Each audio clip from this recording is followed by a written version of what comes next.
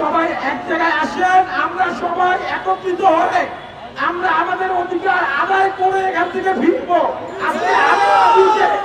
আজকে আমি নিজে পুলিশের হাতে মাইর খেয়েছি, আমার ঢাকা ওয়াসা আমার আউস মুসলিমানের ভাইরা পুলিশের হাতে মাইর খেয়েছে।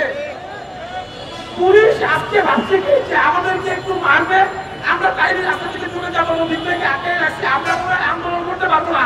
আর এখানে 7 লক্ষ 6 লক্ষ লোক এখানে তৈরি হবে। দর্শক, আপনাদেরকে দেখাচ্ছি জাতীয় প্রেস ক্লাবের সামনে আউটসোর্সিং এ কর্মরত যারা আছেন তাদের আজকের যে বিক্ষোভ কর্মসূচি, সেই বিক্ষোভ কর্মসূচি থেকে আপনাদেরকে সরাসরি দেখাচ্ছি। এই বিক্ষোভ কর্মসূচিতে পুলিশের পক্ষ থেকে 5 মিনিটের আলটিমেটাম দেওয়া হয়েছে।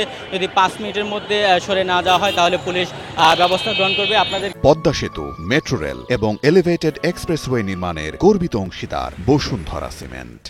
দেখাচ্ছে যে ইতিমধ্যে পুলিশ তাদের পজিশন নিয়েছে এবং অবস্থান নিচ্ছে, যেগুলোর মধ্যে পুলিশ তাদের এই যে কর্মসূচি আছে সেই কর্মসূচি ছত্রভঙ্গ করে দিতে পারে।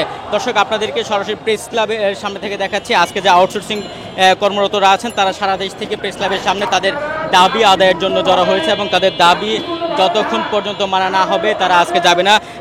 এখানকার যে নেতারা আছে বেশ কয়েকজন জানিয়েছেন তাদের বেশ কয়েকজন নেতাকে গ্রেফতার করা হয়েছে এবং তাদের সাথে দুর্ব্যবহার। আপনাদেরকে দেখাচ্ছি ইতিমধ্যে পুলিশ অ্যাকশন চলে গিয়েছে। আপনারা দেখছেন যে আউটসোর্সিং কর্মরত যারা আছে তাদের ছত্রভঙ্গ করার জন্য অ্যাকশন চলে গেছে। পুলিশ অলরেডি পুলিশের প্রস্তুতি নিচ্ছে, পুলিশ ধীরে ধীরে আগাচ্ছে এবং পুলিশ তাদের